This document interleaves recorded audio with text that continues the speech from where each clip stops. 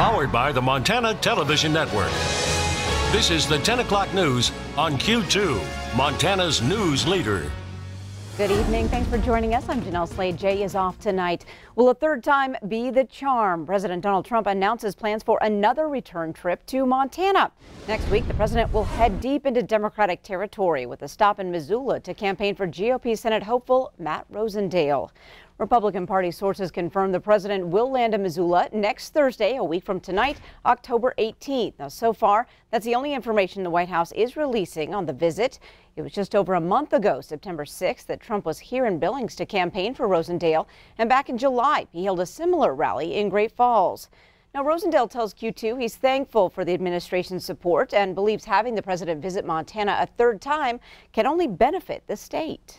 I think it's been great for the state. We've had a lot of economic benefit from it, and certainly for my campaign, I'm really excited. I think it shows the confidence that the president has in our race and our campaign, and the likelihood that with his assistance, we can flip this seat.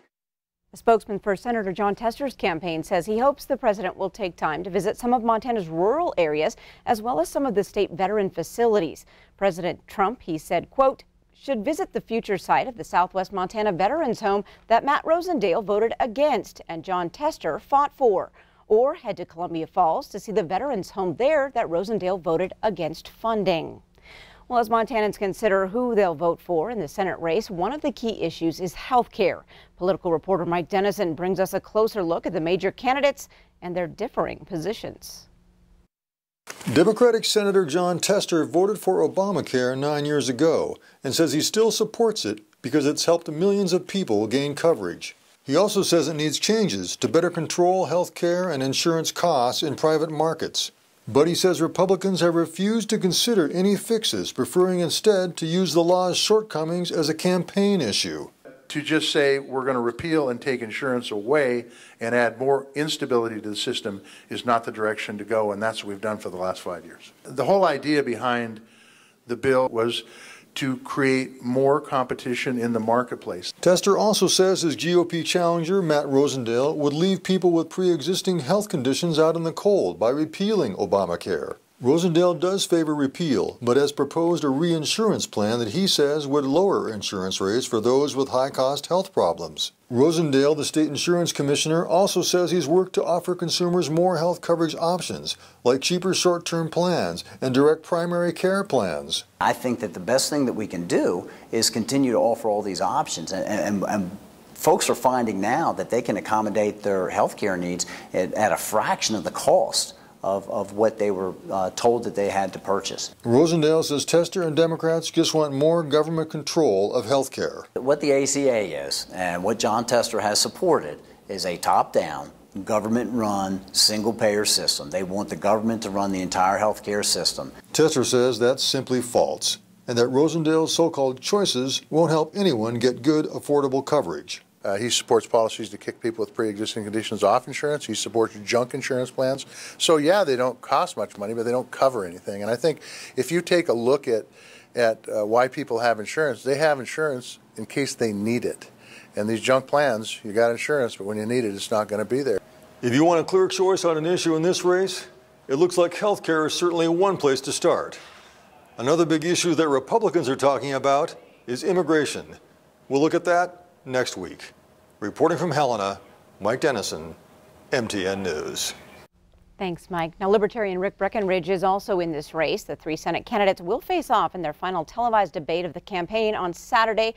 That debate airs at 6 p.m. on your local MTN station. Well, just days after UN's Ambassador Nikki Haley announced her departure from President Trump's cabinet, her potential replacements include a familiar name. Fox News reports the president has narrowed his choices down to 5 people. Among those on the list, former Deputy Security Advisor Dina Powell and Interior Secretary Ryan Zinke. The president is planning a meeting with the former Montana representative. According to sources, Zinke says he's interested and wants the job. Within the Interior Department, a new report out today shows 1,500 employees in 2017 and 2018 were disciplined for misconduct. Interior Deputy Secretary David Bernhardt says the offending employees have either been removed, reprimanded, or suspended. The initial effort focused on harassment in the National Park Service, but has since expanded to all parts of the department. A 2017 National Park Service work environment survey found 10% of employees had experienced some form of sexual harassment. Hurricane Michael made landfall on the Florida Panhandle Wednesday as the fourth strongest hurricane to ever hit the continental U.S. 6 people are confirmed dead. Less than a month after Hurricane Florence struck, crews from across the country are already heading back to the East Coast. MTN's Connor Pregetzer joins us now with more about how Montana will help out in this recovery effort. Connor. Thank you, Jeanelle. Hurricane Michael hit the Florida Panhandle yesterday with sustained winds of 155 miles an hour, leaving it just 2 miles an hour short of being considered a Category 5, which is the highest category. But for those living with the destruction, that 2 miles an hour is of little consolation.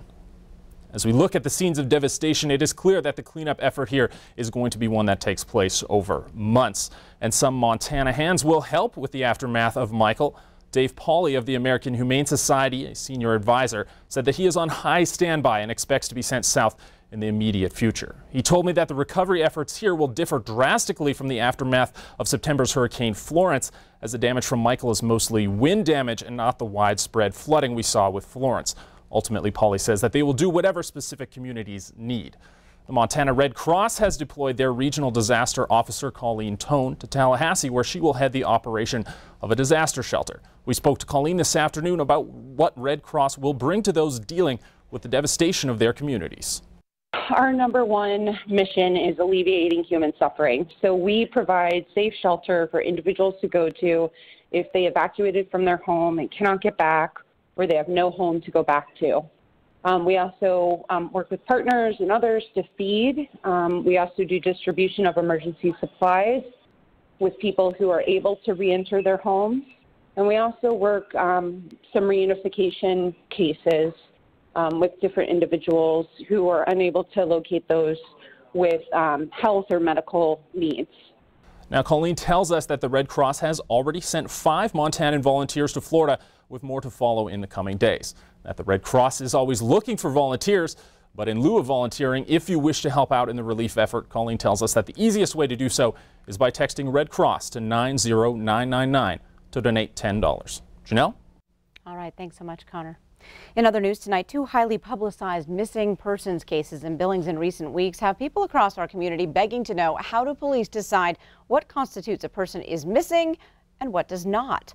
We asked police what guidelines officers follow when family and friends ask to report a missing person. Lieutenant Brandon Woolley says here are a few: the person's age, their mental capacity, medical conditions, and if they disappeared under suspicious circumstances or a natural disaster. Many times officers are tasked with a wide range of requests, and Woolley says if there's no apparent crime, gathering information and getting a warrant can take time, sometimes even frustrating the officers.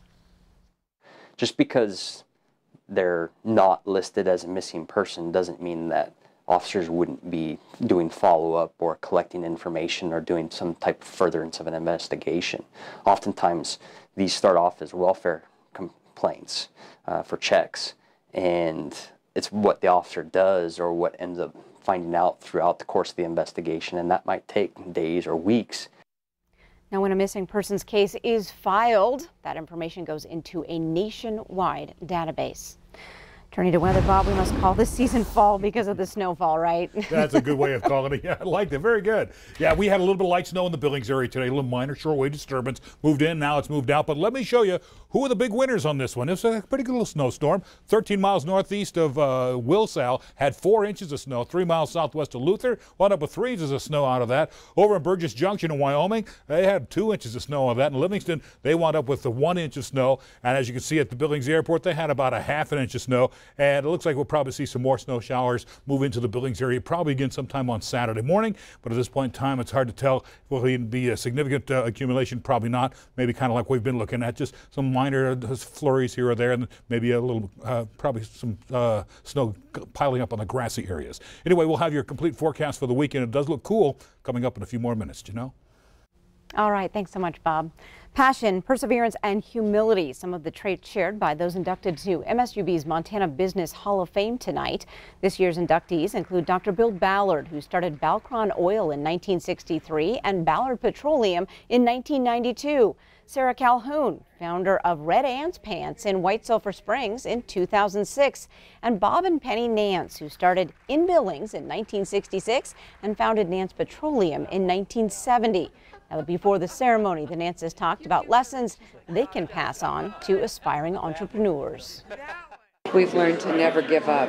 If you have a passion, you know where you're going or where you want to go, you can fall down, but you can always get back up and succeed. And we've been so blessed and fortunate that we feel it's an honor for us to give back to the community. Well, I think Penny hit it when she said, don't ever give up. Don't ever stop. Just if you've got a goal, you can be whatever you want to be if you decide you want to be it. So just don't ever give up. Now, the Hall of Fame banquet also raises money for scholarships for MSUB students, and Jay Cohn was the MC tonight. Up next on tonight's 10 o'clock news is a team of detectives, and they're making a difference in lives now and for generations to come. We'll explain. And later in sports, meet the man every Class A quarterback is afraid of and who just might lead Central back to the promised land. You're watching MTN News with Jay Cohn and Jeanelle Slade. Storm Tracker weather with Bob McGuire. And sports with Scott Green. This is the 10 o'clock news on Q2, Montana's news leader.